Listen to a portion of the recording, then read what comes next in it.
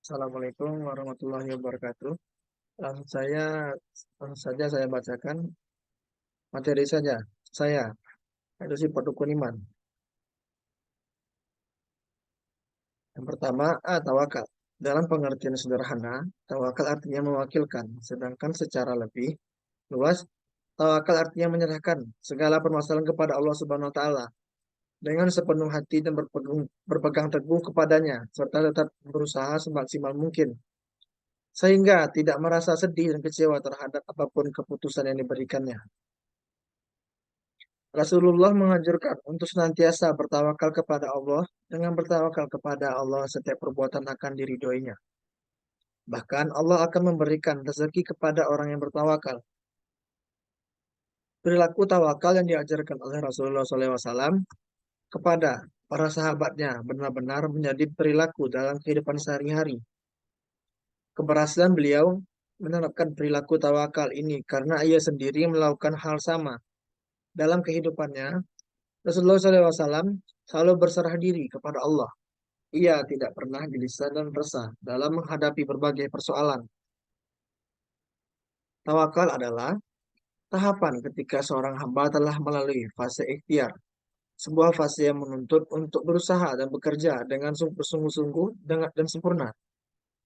Baru setelah itu, menyerahkan hasil dan buah amal kerja hanya kepada Allah Azza wa Jalla, zat yang menjadi wakil atas segala urusan dan keperluan.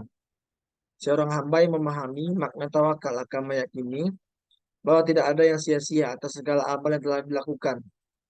Meskipun cita-cita dan harapan dari amal kerjanya belum tercapai sempurna. Sebab, dalam pemahaman mereka, beramal sebaik-baiknya adalah kewajiban sebagai hamba. Sedangkan urusan hasil adalah hak sepenuhnya dari Maha Kuasa. Sementara orang-orang ada kesalahpahaman dalam melakukan kepercayaan. Ia enggan untuk mencoba dan bekerja. Tapi tunggu saja, orang suka berpikir. Tidak perlu belajar jika Allah menghendaki tentu pintar untuk menjadi pintar. Atau tidak perlu bekerja jika Tuhan ingin menjadi kaya untuk menjadi kaya. Dan sebagainya semua. Yang sama saja dengan seorang pria yang perutnya lapar meskipun ada berbagai makanan tetapi ia berpikir bahwa jika Allah ingin menjadi puas, pasti sudah puas. Jika pendapat ini pasti akan menyengsarakan diri kita sendiri. Yang B, ikhtiar. Kata ikhtiar berasal dari bahasa Arab yang berarti sama dengan berusaha. Secara istilah, ikhtiar yaitu segala perbuatan yang dilakukan manusia untuk mencapai sesuatu yang diinginkan atau suatu usaha yang dilakukan untuk memenuhi kebutuhan dalam hidupnya dan dilakukan secara sepenuh hati. Selain itu, ikhtiar bisa diartikan sebagai suatu cara untuk bersungguh-sungguh dan semaksimal mungkin dengan mengerahkan segala kemampuan dan keterampilan serta dilaksanakan sesuai dengan syariat Islam. Pengertian secara umum, ikhtiar dipandang sebagai sikap seorang muslim mengerahkan segala usaha yang dimilikinya. Sedangkan pengertian secara khusus, arti ikhtiar adalah salah satu senjata ampuh bagi umat muslim untuk berjuang meraih kesuksesan dunia. Itu artinya, dengan sikap ikhtiar, seorang muslim akan terhindar dari rasa ingin menyerah dan putus asa. Saat berikhtiar, seorang muslim juga akan lebih berpeluang dalam meraih segala hal yang dia inginkan, bukan saja tentang keinginan dunia, melainkan juga keinginan tentang kehidupan di akhirat. Pasalnya, ikhtiar merupakan satu sikap yang dianjurkan untuk dimiliki umat Islam yang taat. Anjuran tentang untuk selalu berikhtiar tidak saja ada di pengajian-pengajian. Anjuran ini juga datang langsung dari Allah Subhanahu wa taala.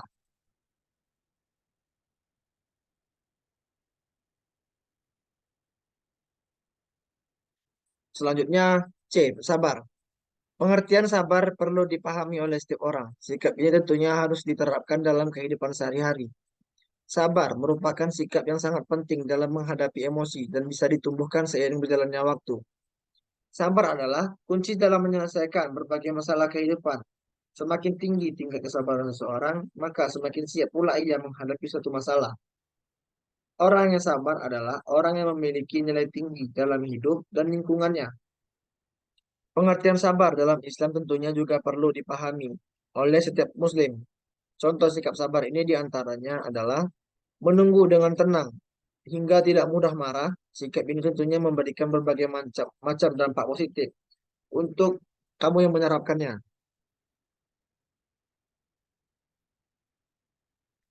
Sederhananya, pengertian sabar adalah sikap menahan emosi dan keinginan. Sikap sabar adalah kemampuan untuk bertahan dalam keadaan sulit.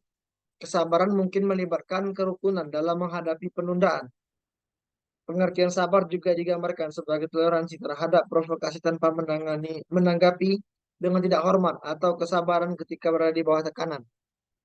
Terutama ketika menghadapi kesulitan jangka panjang, perilaku sabar digunakan untuk merujuk pada sifat karakter yang tabah. Selanjutnya yang D, syukur. Pengertian syukur adalah bagian dari rasa berterima kasih, lega, senang, bangga, dan masih banyak ya lagi. Dalam Islam, pengertian syukur adalah dekat dengan ibadah, mulai dari terus memuji asma Allah Subhanahu wa taala, mengingat-ingat nikmatnya dan senantiasa bersujud kepadanya. Allah Subhanahu wa taala berfirman, "Karena itu, ingatlah kamu kepadaku, niscaya aku ingat pula kepadamu. Dan bersyukurlah kepadaku dan janganlah kamu mengingkari nikmatku." Quran surah Al-Baqarah ayat 152. Selanjutnya, kona'ah. Kata kona'ah berasal dari bahasa Arab.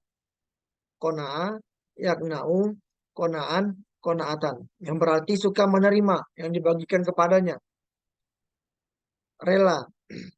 Secara istilah, kona'ah berarti menerima keputusan Allah Subhanahu wa taala dengan tidak mengeluh. Merasa puas dan penuh keridhaan atas keputusan Allah Subhanahu wa taala. Serta senantiasa tetap berusaha sampai batas maksimal kemampuannya.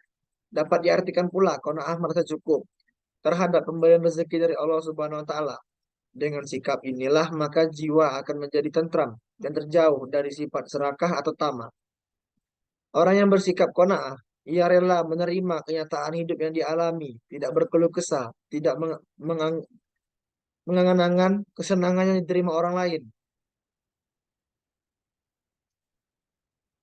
Selanjutnya F. Ikhlas.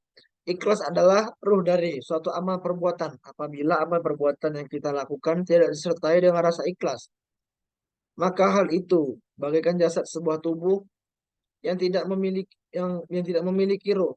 Seperti halnya hikmah yang disampaikan oleh Ibnu Athaillah As-Sakandari.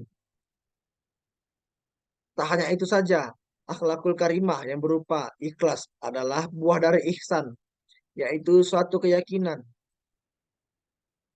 seorang bahwa yang kita lakukan diketahui dan dilihat oleh Allah Subhanahu wa taala. Jika diartikan secara bahasa, makna ikhlas memiliki arti membersihkan, jernih, jernih, bersih, suci dari pencemaran, suci dari campuran, baik itu berupa materi ataupun tidak. Selain itu, ikhlas juga bisa diartikan secara istilah, di mana artinya adalah membersihkan hati agar menuju kepada Allah Subhanahu wa taala saja. Dengan kata lain, dalam melakukan ibadah, hati kita tidak boleh menuju kepada selain Allah Subhanahu wa taala. Kemudian pengertian ikhlas menurut Ali Al-Dagok yaitu menutupi segala sesuatu dari pandangan makhluk lain biasanya. Orang yang memiliki hati yang ikhlas disebut sebagai seorang muklis, yaitu seorang yang ikhlas dan tidak mempunyai sifat ria. Sementara menurut Fudail bin Iyad, ikhlas adalah beramal hanya semata-mata karena Allah Subhanahu wa taala. Apabila seorang beramal karena untuk menarik perhatian manusia, maka orang tersebut termasuk orang yang ria. Sedangkan orang yang beramal karena manusia disebut syirik.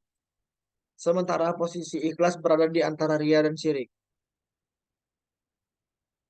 Sekian dari materi saya. Assalamualaikum warahmatullahi wabarakatuh.